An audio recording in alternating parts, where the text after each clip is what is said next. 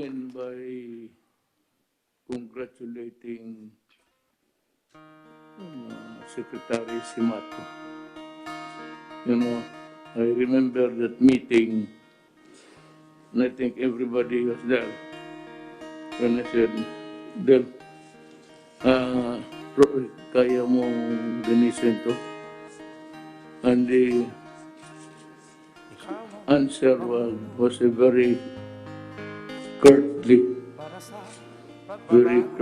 given. Said, kaya. Now people now are really enjoying the reclaimed area with the white sand.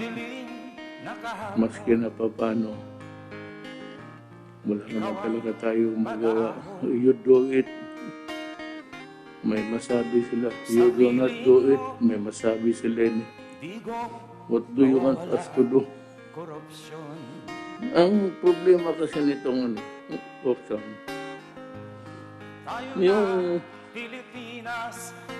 nagsabi na we are not doing enough. What can we do with the germ that's flying around? Is the microbe that cannot be controlled by okay lang. Okay lang. Anong gawin mo, spray mo from the, gusto mo, spray mo from the sky. DDT. Wala mo tayo magawa dyan sa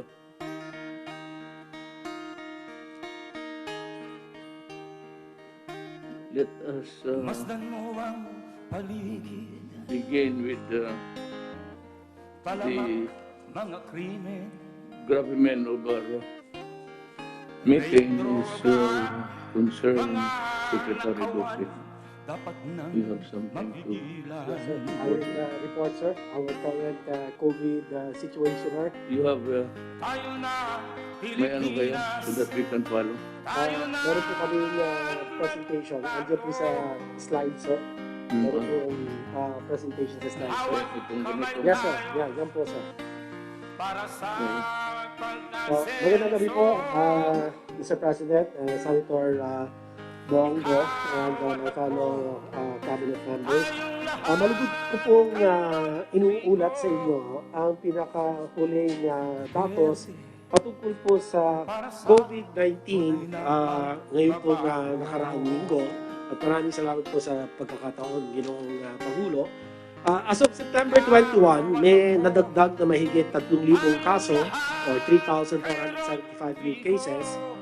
Sa nadagdag na 3,475 cases, ang 2,648 ay fresh cases at 827 ay late cases. Sa 2,648 fresh cases na naitala, 1,182 ay mula po sa NCR, 560 naman ang kaso sa regions 4A, 246 sa Region 3, 157 sa Region 7, at 503 sa mga natitirang rehiyon. Sa 827 late cases naman po, 361 ay mula sa NCR, 191 sa Region 4A, 51 sa Region 3, 37 sa Region 6, at 187 sa mga natitirang rehiyon. May bagong naitalang 15. Binawian ng buhay at ang ating case fatality rate ngayon ay mababa pa rin po, Ginoong Pangulo, as 1.7%. Ang case fatality rate po ay nakukuha natin when we divide the number of deaths over the number of total confirmed cases.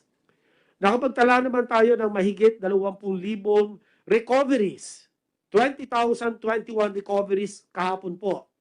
625 from reports at 19,396 time-based recoveries at 400 plus recoveries today. Ang ating total recoveries ay pumalo na sa 230,233.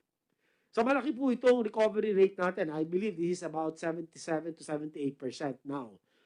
Ang active cases naman po ay 54,958. At sa mga ito po, 4,910 or 8.93% ay mga asymptomatic, wala pong mga sintomas, at 47,567 or 86.55% ay mga mild cases po. 751 or 1.37 ay severe. At 1,730 naman po ang naitala, equivalent to 3.15% ay critical. Ito po binabantayan natin at ito po ay tumaas ang atin na bilang ng critical cases na asa mga ospital, asa ICU po. Oh, I'm satisfied with your report. It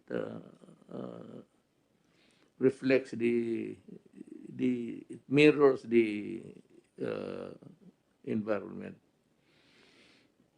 Ngayon, ang susunod who's going to report there, you want to go ahead.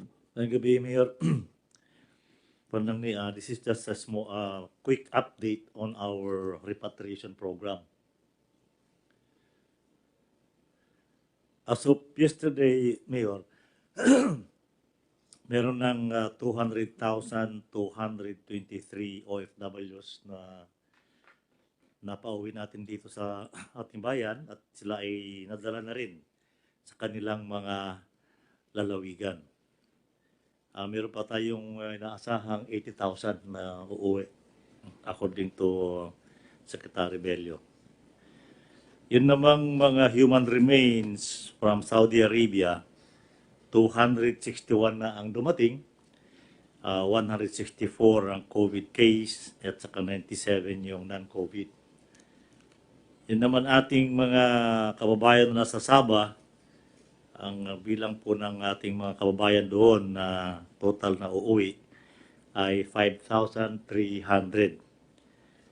Ang nakarating na po rito sa atin ay 1,570. Ang nakarating na dito, mayroon pang darating na 400 sa Merkules at ang natitira pa doon sa Sabah ay 3,300. Yun po ang ating update sa mga repatriation. Ngayon po, ang ginagawa namin sa National Task Force, kami po ni Secretary Calves, ay umiikot kami. Nagpunta kami sa General Santos City nung last week kasi tumataas po ang bilang doon dahil doon sa phase 4. At kinausap namin sila at kung paano nila gagawin. At okay naman po yung kanilang reaction and I think they will be able to contain the spike of the cases. Ito pong last weekend ay nasa Baguio naman kami. Kinausap din namin yung, although wala namang problema ang Baguio, kaya po inipon lang namin lahat ng mga Cordillera provinces para kausapin sila kung turuan sila ng mga pamamaraan para hindi umakyat yung kanilang kaso. Ito pong darating ng mga linggo, marami pa kaming bibisitahin. Bataan, ating Batangas, at iba-iba pang mga lalawigan para po mapansyano natin para hindi na masulba natin itong problemang ito. Yun lang po, Mayor. Maraming salamat. May tanong ako. Ito bang pauwi na mga Pilipino? Is it because they are deported or it is a voluntary repatriation? Yung galing po sa Sabah? Oo. Gusto rin po nila umuwi, karamihan sa kanila dahil for a while, tumataas yung kaso doon sa Malaysia. Gusto nilang umuwi dito sa atin. Hindi naman sila pinapaalis yata ng ating kapitbahay. Pero they are volunteering to come home, 5,300 of them. So, mga voluntary na umuwi yan. So, but we have a long way to go actually. What's the total number of Filipinos who want to come home? All of them? 5,300 po, Mayor. 5,000. Meron pang 3,300 na naghihintay na maiuwi natin. Majority of them are from Barm, Mayor. Tawi-Tawi, Sulu, and Basilan. Plus sprinkling of people from Cotabato, tsaka sa Zamboanga. Majority Tawi-Tawi. About 70 to 80% of those people are from Tawi-Tawi. Okay. Thank you. Yun na, mga sekretarya nyo. Magandang gabi po, mahal na Pangulo. Konti lang naman po ito. Una-una po ay nagpapasalamat po kami sa inyong decision at guidance na i-maintain po yung 1 meter distancing sa ating mga PUPs at mass transport. Nais ko lang pong ipaabot ang pasasalamat ng ating mga mayors at mga governors.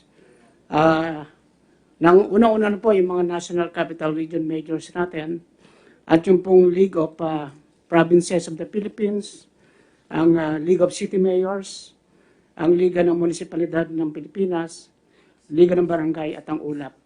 Nagkaroon po kami ng pagpupulong ng ULAP noong po September 18. Sa dako naman po ng Peace and Order, ito po yung report ni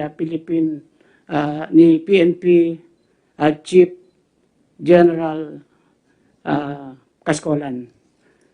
Kung ikukumpara po yung panahon ng 6 na buwan bago po tayo nagkaroon ng lockdown, mula po September 2019 hanggang March 2020, nagkaroon po ng 31,661 crime incidents sa 8 focus crimes.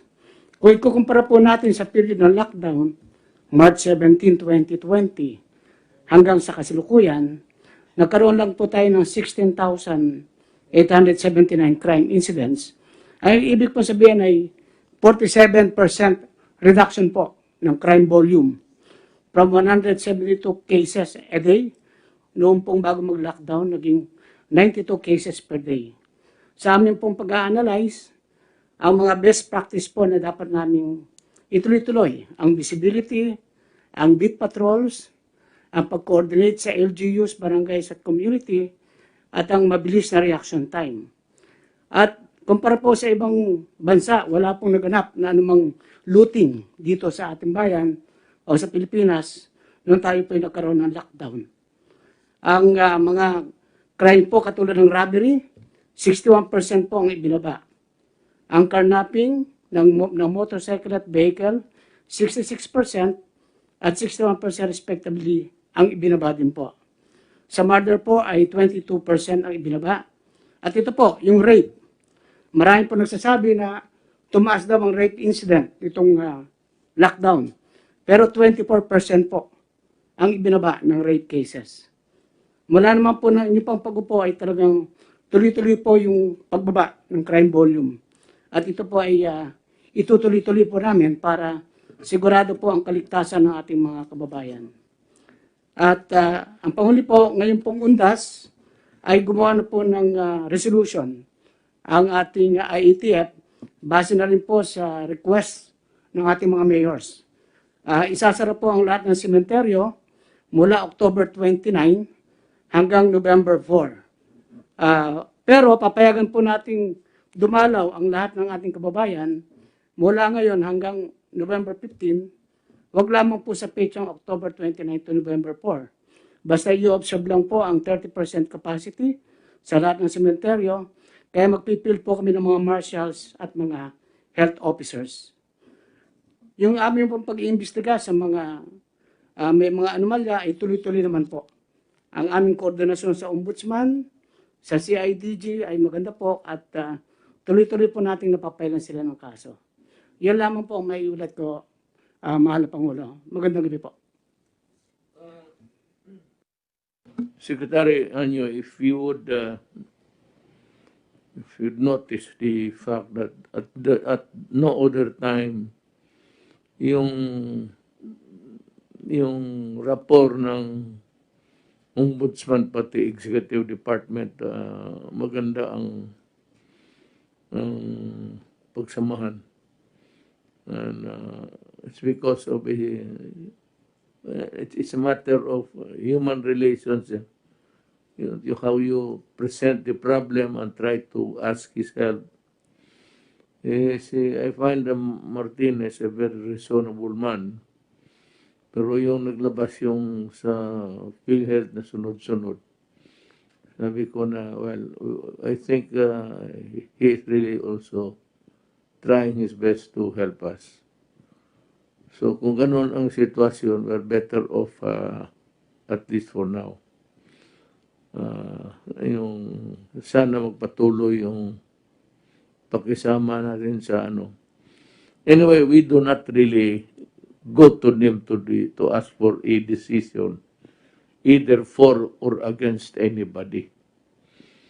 We just want to expedite and cut the delay because that is really the strategy of a lawyer to prolong the case until such time na yung complainant nawalaan ng hangin.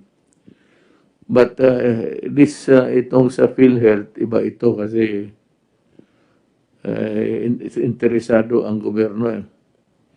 And of course, as I have said, I like to commend it. It's a very commendable act of the ombudsman in trying to go out and help. Yan ang isang natin. Thanks to you. Mahirap. I do not even know him. I do not know him. Pero kung ganun ang nakuha mong reception sa kanya, wala yan. It's a matter of human niceties. And I'd like to thank you for that.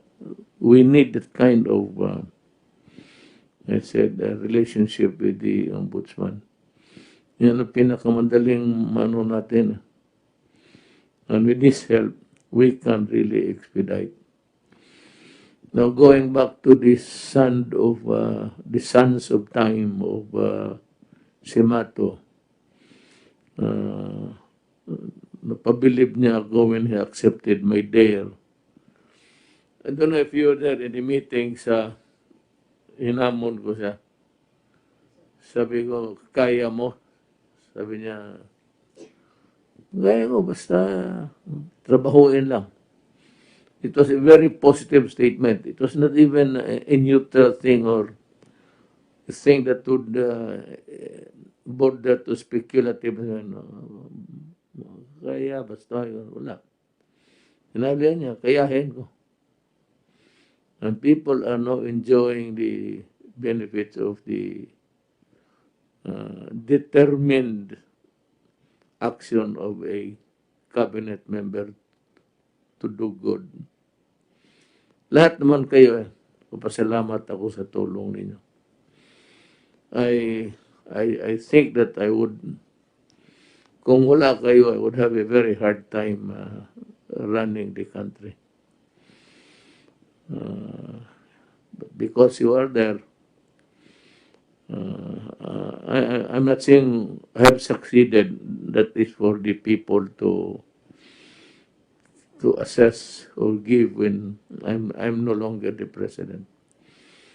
But what I'm trying to impress also upon the people is that we are doing our job. Period. If you like it, kagaya nila na yung mga dilawan, baski anong sabihin mo, hindi mo gawin, masama ka. Gawin mo, masama ka pa rin. Putang ina mo, anong gusto mo? Sprayhan kita ng DDT. They're trying to delude people about, they're trying to picture that there is a failure of government. No, we have done our best. We have responded to the medical needs of the hirap lang at a very high cost of human effort kay Secretary Doge with all the mga atake. We are surviving and we are only waiting for the vaccine. Yan naman talaga ang ano mo. When you take COVID, what about COVID? It's vaccine. Wala tayong pag-usapan dyan unless the vaccine is there available and effective, the efficacy is proven, then we can really say that we are moving as far as we are. If I were to try to answer a question of how's it developing, wala. The dynamics is that we are in still waters. Hindi naman tayo barko na but we are in still waters with the engine conked out. And that is what we have, unless the vaccine is there. And for as long as human beings continue to relate to each other, wala tayong magawa. At hindi natin makulong ang Pilipino. We have been trying to be very strict about itong violations ng quarantine. We don't like it. I don't like it. It's a very, it's a transgression that's almost nalumbas ng bahay lang. Pero sa bagay, ito nagiinuman, nagputang yun. Yan, dapat ikulong ng pulis. Pero yun, lalakad, non-emergency.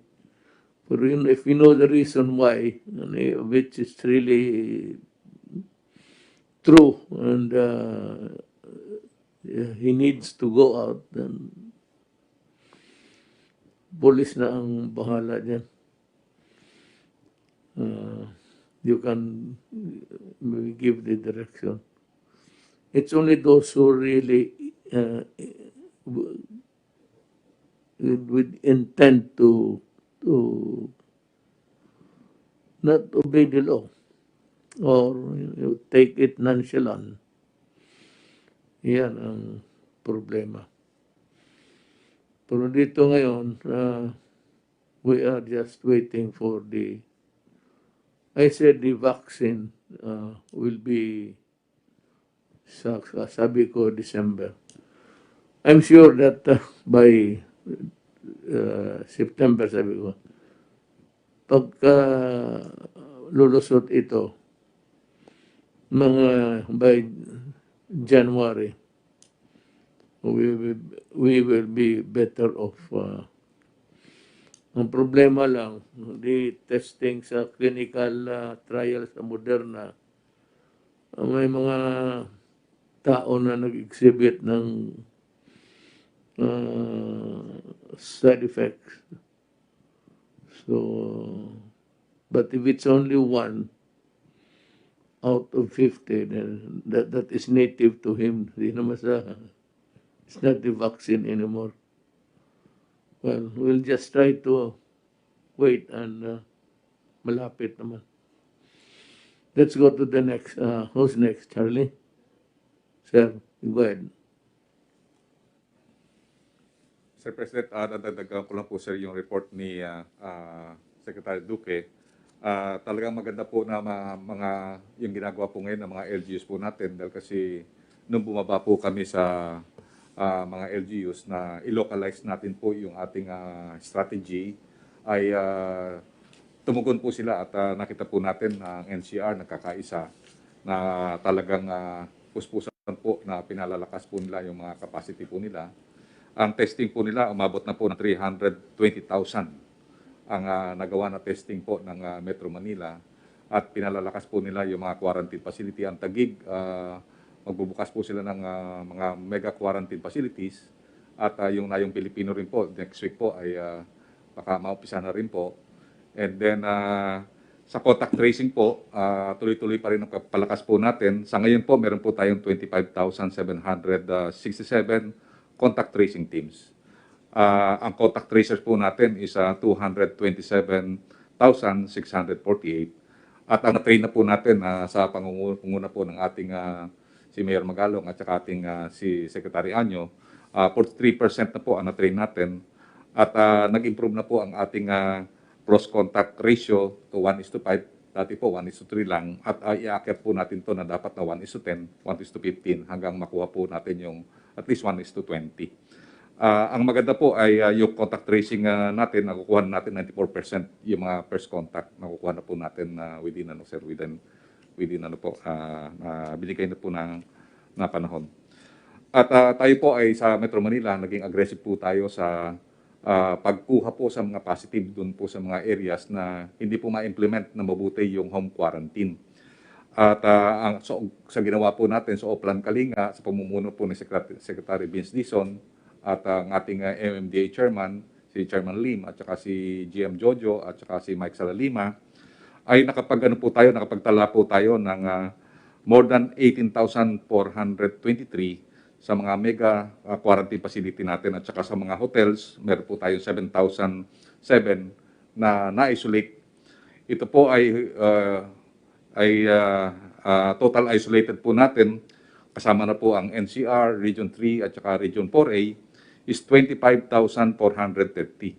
Kung ito pong 25,000 po na itong mahigit po nito, hindi po natin na-isolate, ito po ay mag-triple na pwedeng mag-transmit kasi po karamihan po sa home quarantine, hindi po natin nakokontrol na umaalis po ito, yung pa nga po nakikipag-inuman pa. Kasi po ito yung sa mga densely populated area, sa mga informal settlers po natin. So nakita po natin na katulad ng ginawa natin sa Nabotas, nung kinuha po natin ang mahigit na 1,500 doon, napakabilis po ng pagbaba ng transmission.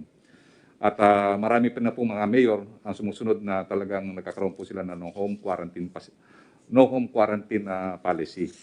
Kung titingnan po natin, yung datos natin tumataas po, maabot po tayo ng more than 290, pero yung active cases po natin naglalaro lang po ng 50,000 to 60,000. Dahil po sa ating active isolation, kung makikita po natin noong August 14, ang active cases po natin is 88,109.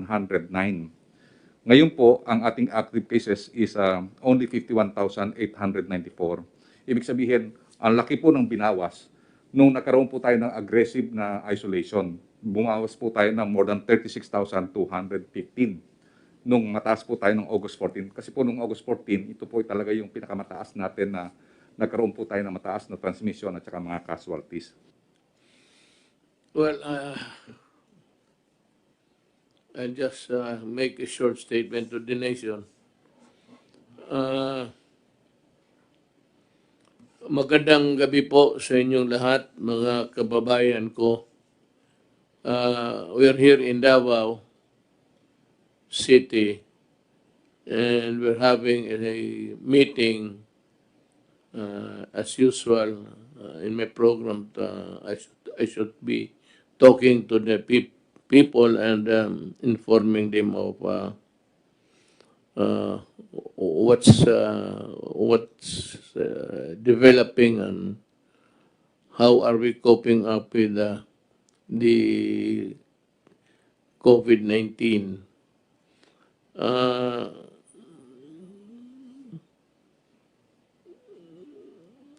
Sa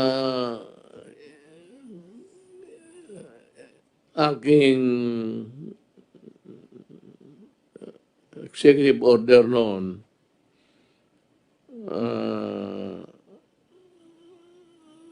pagkatapos ng passage ng Bayanihan 2, nag-issue na naman ako ng Proclamation 1021 extending the state of calamity throughout the Philippines due to COVID-19 until September 12, 2021. This will give time for the government and LGUs to marshal resources in fighting the pandemic. I also requested the armed forces and the police to extend all necessary assistance needed to fulfill this mandate. The ban on the deployment of Filipino health workers with existing contracts abroad is now lifted. Yung may mga kontrata na perfected na, there is already the contract signed, the nurses, the doctors, and other healthcare professionals who signed contracts with employers abroad this year would now be allowed to leave. Pwede na. Yung iba, maghintay-hintay muna kayo sandali.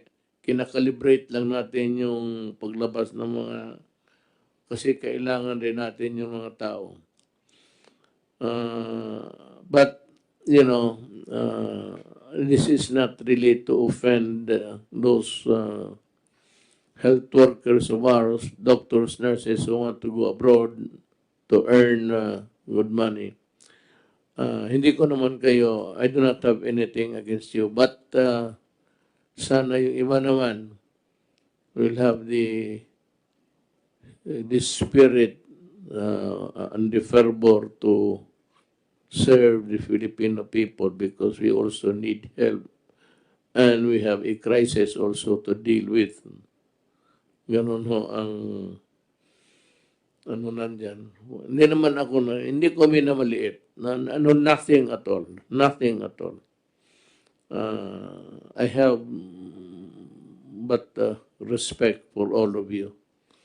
But for those who want to go out, pwede na ho. Pero naiwan naman, sana tagal-tagal na lang muna ninyo until after this COVID-19 will pass. It will come to pass. Sigurado ako. Sabi ko nga sa inyo noon, COVID vaccine. Now, you might be hearing of critics and yung walang magawa that we are not doing enough. Ano mang enough na gusto ninyo? May ospital, may kama, at may punerarya. Nandyan lahat. Ano pa man ang gusto ninyo? The microbes, the virus is flying around. That is why you still have to wear the mask. Hindi lang yan, kasi hindi kami maintindihan. You still have to wear the mask, pati yung sa ilong, pati sa mukha. Or something enough to cover your face. But yung plastic na ginagamit ng karamihan ngayon, yun ang pinaka tama na magawa ninyo. Huwag kayong maniwala diyan mga itong dilawan. Lalo na, I hate to mention her name, but to si Lene, kung anong pinagsasabi, alam mo, Lene, kung gusto mo, if you really want to do away with the COVID, isprehan natin itong Pilipinas o Manila ng pesticide galing sa aeroplano para patay lahat. You cannot exterminate the COVID by itong ano lang ngayon. And this is the only thing that we can do really is to wear a mask, wear a face mask, and that's it, and wait for the vaccine. It's COVID-19 equals vaccine. Huwag na ninyong palakihin ang problema. Do not add something to the pandemic by making such reckless statements as we are not doing enough. Ginagawa na ni Secretary Duque yung halos na hindi na kumakain, hindi na natutulog sa trabaho. So, wag ninyo masyadong pasobrahan. And do not, I said, delude the people na bubulahin ninyo about not doing enough. Ay, mga bunganga niya, wala na ginawa para lang to criticize at idiin ang itong administrasyon. So wala mali silang magawa. Kita mo, may pare, sabi niya, ito si Duterte dapat may COVID. Day after siya ang nagkaroon ng COVID, ng putang ina niya. Baka nadapo rin sa akin yan, okay lang. There's no wise guy who can really, pero when you ease up the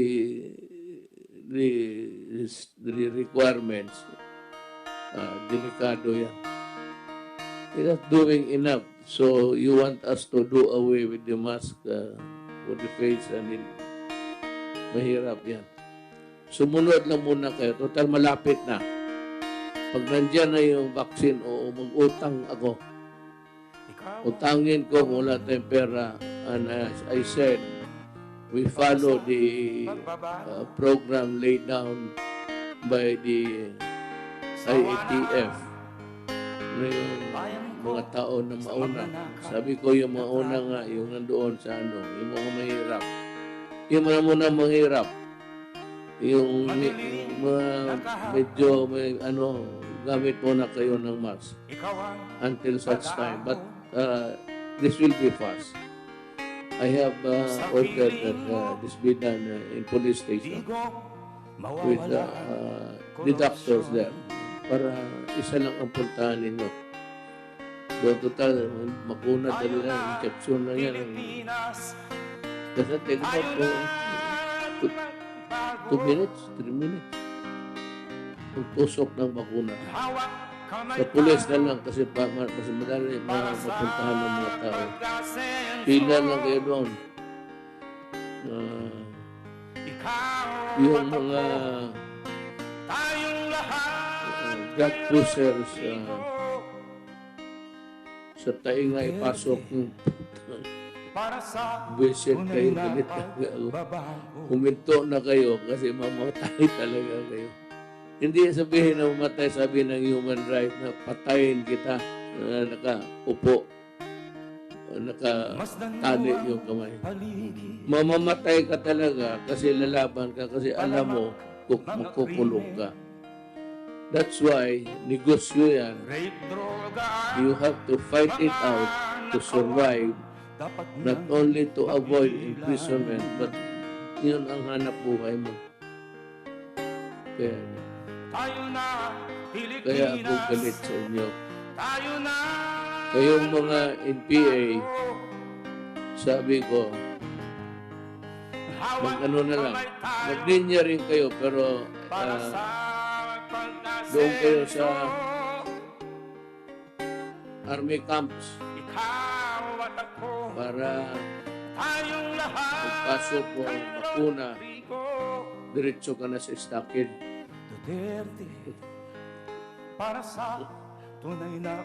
Wala maggawa sa inyo, galit ako sa inyo, totoo lang, ayaw mo magsalita eh.